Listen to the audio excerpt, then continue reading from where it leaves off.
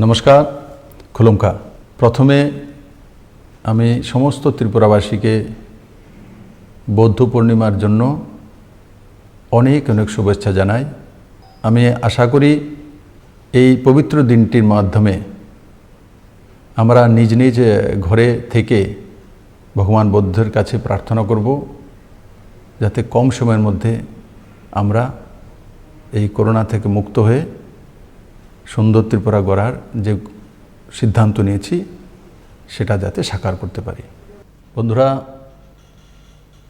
একটা বিষয় আপনাদের সঙ্গে আমি শেয়ার করতে চাই। থার্ড লকডাউনে গ্রিন জোনে যেই ছাড়গুলি দেওয়া হয়েছে, কেন্দ্র এবং রাজ্য সরকার যেভাবে দিশানির্দেশিকা লাগু করেছে সেটা আমি প্রত্যক্ষ করেছি ত্রিপুরাতে। যেমন 4 তারিখে এক স্থিতি ছিল, 5 তারিখে এক স্থিতি ছিল, 6 তারিখে আরেক স্থিতি হয়েছে। মানে জনতা আপনি আপ যেই নিয়ম নির্দেশিকাগুলো কেন্দ্র এবং রাজ্য সরকার লাগু করেছে সেগুলো ত্রিপুরাবাসী সম্পূর্ণভাবে মেনে তার জীবনশৈলীকে চলমান রাখতে শিখে গেছে। আমি অত্যন্ত খুশি যে আমি যখন অফিসে আসছিলাম তখন অটোতে দেখছিলাম যে পেছনে 2 জন লোকই আছে। আমার অটো চালক যে ভাই আছে সে একাই সামনে বসে আছে। যে 4 হুইলার আছে সেগুলোও তো আমি ফলো করেছি। গত 2 দিন আগে সেটা দেখা যায়নি, কিন্তু আজকে আমি প্রত্যক্ষ করেছি। যতটাই আমার সিএম হাউস থেকে অফিস সেক্রেটারিয়েট আসা পর্যন্ত যতগুলো গাড়ি আমি ক্রস করেছি, অটো ক্রস করেছি বা ই রিক্সা ক্রস করেছি, বাইসাইকেল রিক্সা ক্রস করেছি, সবার মুখেই মোটামুটি মাস্ক রয়েছে। তার সঙ্গে সঙ্গে যে সোশ্যাল ডিস্টেন্সিং মেনটেন করে গাড়ি ঘোড়াতে কীভাবে চলতে হয় সেগুলো মেনটেন করেছে। সেটা অত্যন্ত প্রশংসনীয়। আমি গর্বিত এ রাজ্যে আমি কাজ করার সুযোগ পেয়েছি, আপনাদের আশীর্বাদ পেয়েছি। আমি আশা করি আগামী দিনগুলিতেও আপনারা এই যে সকাল থেকে সন্ধ্যে 7টা পর্যন্ত যেভাবে জীবনশৈলী আপনারা তৈরি করেছেন সেটাকে কন্টিনিউয়াস রাখবেন। আর রাত্র যে 7টার পর থেকে সকাল 5টা পর্যন্ত কারফিউ সেটাও মানবেন। কারণ কি দেখেছি সেটাও খুব সুন্দরভাবে মানা হচ্ছে।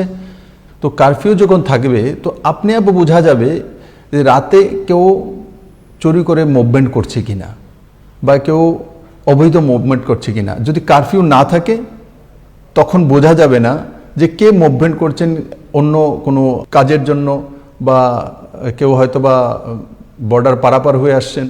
তো কারফিউর কারণে আইডেন্টিফাইড হয়ে যাবে, গ্রামবাসী বুঝে নেবে যে আমরা তো সবাই ঘরে আছি, ঘরের বাইরে এই লোককে। এসেন্সিয়াল কাজের জন্য আমরা বেরোবো, ডাক্তার, হসপিটাল এগুলোর জন্য। কিন্তু বাকি যদি কেউ বেরোয় তো লোক বুঝে যাবে যে কোনো অবৈধ কাজের জন্য বেরিয়ে আসছে, আইডেন্টিফাই করতে সুবিধা হবে। তার জন্য রাজ্য সরকার রাত্রিতে কারফিউর ব্যবস্থা করেছে। বন্ধুরা, করোনা সংক্রমণের মধ্যে সাইক্লোন ত্রিপুরাতে আরেকটি আমাদের জন্য প্রবলেম তৈরি করে আছে। এই করোনা আক্রমণের মধ্যে ত্রিপুরাতে কালবৈশাখীরও প্রকোপ ও তার শিকার ত্রিপুরাবাসী হচ্ছে বিভিন্ন জায়গাতে। রাজ্য সরকার এসডিআরএফ থেকে প্রত্যেককে সাহায্য করার সম্পূর্ণ অঙ্গীকারবদ্ধ এবং সাহায্য করেছে। অত্যন্ত দুঃখের সঙ্গে আমাকে বলতে হচ্ছে যে আজকে গ্রীষ্মমুখে যখন সাইক্লোন চলে তখন গাছ পড়ে হরিপুরের বাসিন্দা শ্রীমতী জ্যোতি রানী দাস, স্বামী মৃত যতীন্দ্র দাস, তার অকাল মৃত্যু হয়েছে। রাজ্য সরকারের পক্ষ থেকে স্থানীয় অধিকারী তার পরিবারকে 5,000 টাকা অনুদান দিয়েছেন এবং আজকে আমি এখানে ঘোষণা করছি যে রাজ্য সরকার সেই পরিবারকে 4 লাখ টাকা অনুদান দেবেন। তার মধ্যে 5,000 টাকা পেয়ে গেছে, বাকি 3,95,000 টাকা ওনার অ্যাড্রেসে ডিবিটির মাধ্যমে বা চেকের মাধ্যমে কোনো অধিকারী পৌঁছে দেবেন। বন্ধুরা, তার সঙ্গে সঙ্গে আমরা সবাই অবগত আছি যে ত্রিপুরা করোনা মুক্ত হয়ে গেছিল। 2 জন আমরা করোনার পজিটিভ পেয়েছিলাম, তো তাদেরকে সুস্থ করে আমরা নিজ নিজ জায়গাতে পাঠাতে সক্ষম হয়েছিলাম। কিন্তু তার মধ্যেই এক নতুন ঘটনাক্রম সামনে এলো। 138 নম্বর ব্যাটালিয়ন বিএসএফের, তার মধ্যে বড় মাত্রায় করোনা পজিটিভ পাওয়া গেছে। রাজ্যে টোটাল করোনার সংক্রমণ 42, তার মধ্যে 2 জন বাড়িতে চলে গেছে। বাকি যে 40 সে পুরোটাই বিএসএফের 138 নম্বর ব্যাটালিয়ন। এই পর্যন্ত যতগুলো টেস্ট হয়েছে সেই টেস্টগুলিতে যারা ওই ব্যাটালিয়নের ভেতরে ছিলেন তারাই সংক্রমিত হয়েছেন।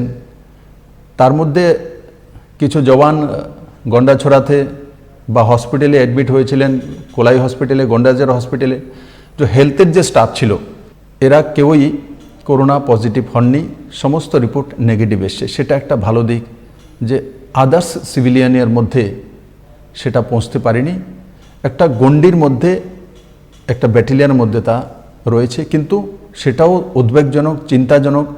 আইজিবিএসএফকে ত্রিপুরা সরকারের পক্ষ থেকে এনকোয়ারি করার জন্য নির্দেশিত করা হয়েছে যে কম সময়ের মধ্যে কী কারণ হয়েছে, কিভাবে হলো, সেটার একটা লিখিতভাবে প্রস্তুতিকরণ ত্রিপুরা সরকারকে পেশ করার জন্য আমরা বিএসএফ কর্তৃপক্ষকে নির্দেশিত করেছি। তার জন্য সাবধানে আমাদের থাকতে হবে, সাবধানতা অবলম্বন করতে হবে, সোশ্যাল ডিস্টেন্সিং মেনটেন করতে হবে এবং যেটা আপনারা করে আসছেন আগামী দিনগুলিতে আরও সুন্দরভাবে করবেন আমি আশা করি। বন্ধুরা, রাজ্য সরকার আগেই ঘোষণা করেছিল যে রাজ্যের কোনো ব্যক্তি করোনা সংক্রমিত হয়ে যে মৃত্যু হয় তো 4 লাখ টাকা তার পরিবারকে এককালীন দেওয়া হবে।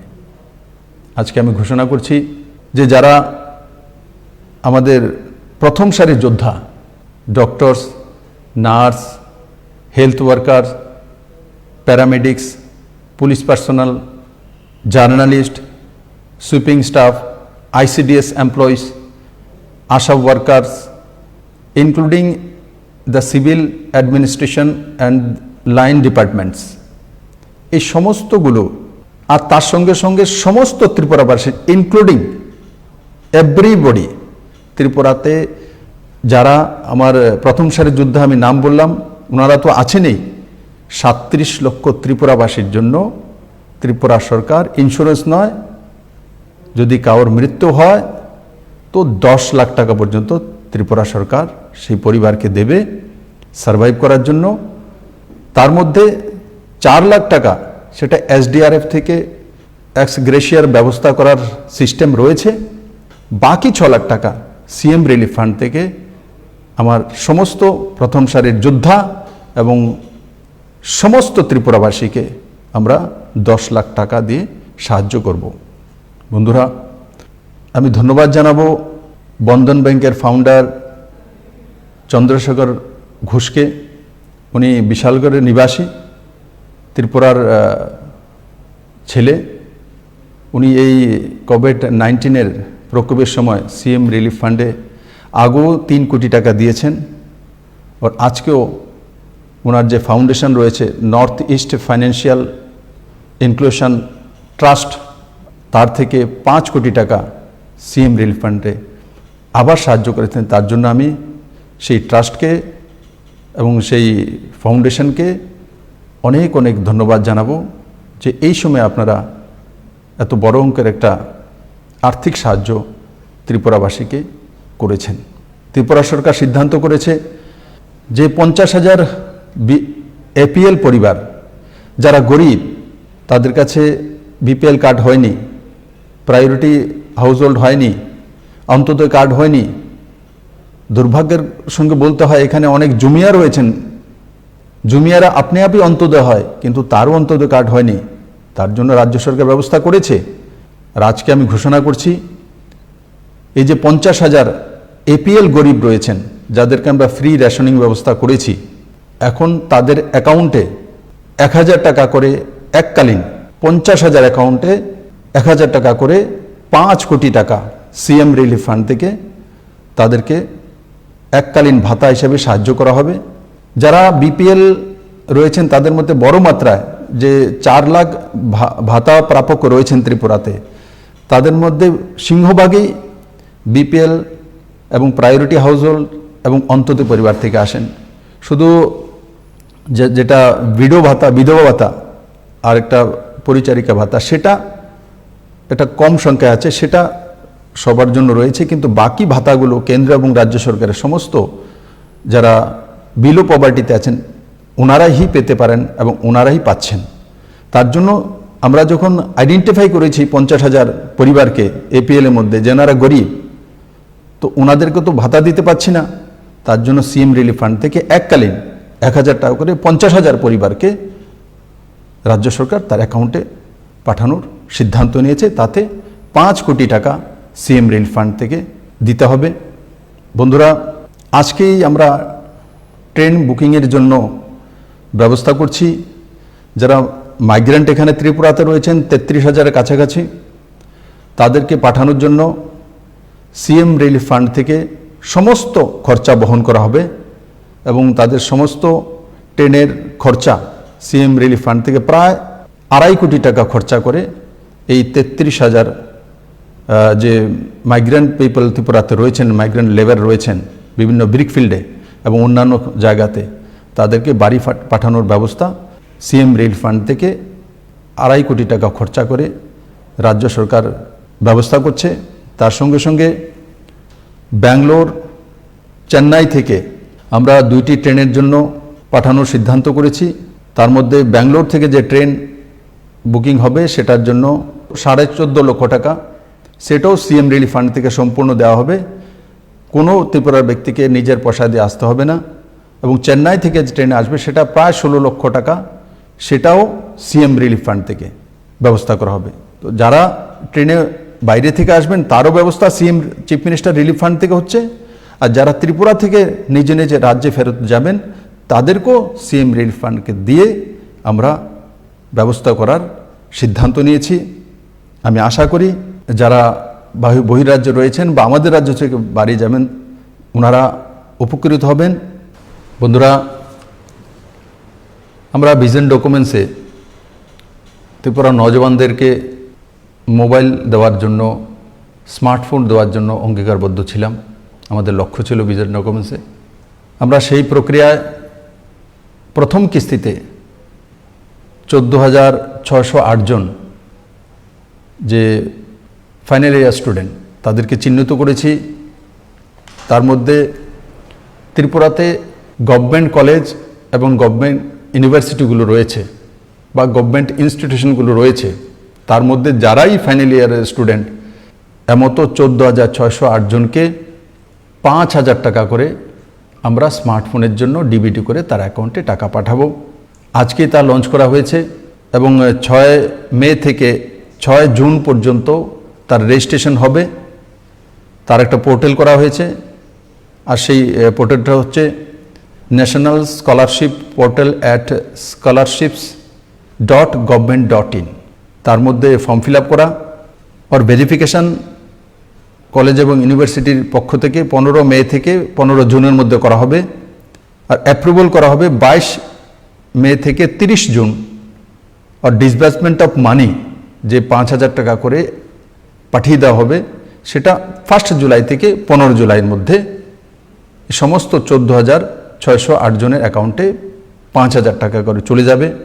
আর তাতে রাজ্য সরকারের যে খরচা হবে সেটা হবে 7,30,40,000 টাকা। তা আমি আশা করি তাতে আমার নওজওয়ান ভাই বোনেরা লাভবান হবেন। কারণ নরেন্দ্র মোদী ডিজিটাইজেশন করতে চাইছেন। ত্রিপুরা তো বড় মাত্রায় বিভিন্ন ডিপার্টমেন্টগুলো অনলাইন হয়ে গেছে। ত্রিপুরা একমাত্র রাজ্য যেখানে ইপিডিএস সিস্টেম প্রায় 100% সাকসেস হয়ে গেছে, মানে গরিবদের কাছে ট্রান্সপারেন্ট রেশনিং ব্যবস্থা পৌঁছে দিতে সক্ষম হয়েছে। আরও বিভিন্ন জায়গাতে ত্রিপুরা সরকার কারাপশন মুক্ত হওয়ার জন্য সেই ব্যবস্থাগুলো করেছে। আমি আশা করি এই স্মার্টফোনগুলোর মাধ্যমে আমার যারা আন্ডার গ্র্যাজুয়েট বা ফাইনাল ইয়ার স্টুডেন্ট রয়েছেন এরা লাভান্বিত হবেন এবং ইন্টারনেটের মাধ্যমে যেই স্মার্টফোনের প্রয়োগ করে অনলাইনের মাধ্যমে আমরা তার লাভ পাব এবং তাকে সকারাত্মক দিক দিয়ে আমরা ইউজ করব, নিজের জীবনকে আরও সুন্দর করে তোলার জন্য আমরা তার প্রয়োগ করব। আমি আশা করি এতে বড় মাত্রায় আমার ত্রিপুরার ছেলেমেয়েরা লাভান্বিত হবে এবং তাতে ত্রিপুরাবাসীও উপকৃত হবে। বন্ধুরা, রাজ্য সরকারের আয় সীমিত, আপনারা জানেন। তার মধ্যে যতটাই সম্ভব রাজ্য সরকার করার চেষ্টা করছে। কোনো কোনো জায়গায় ভুল ত্রুটি থাকতে পারে, আমি বারবার বলি এটা ক্রাইসিস, ডিজাস্টার। তার মধ্যে দিয়ে যা যা সামর্থ্য রাজ্য সরকার বিভিন্ন স্কিম করে আপনাদের কাছে পৌঁছে দেওয়ার চেষ্টা করছে। আর এই ডিজাস্টারের মধ্যে আমাদের সাংবাদিক বন্ধুরাও নিজের জীবনের ঝুঁকি নিয়ে অনেক কাজ করছেন।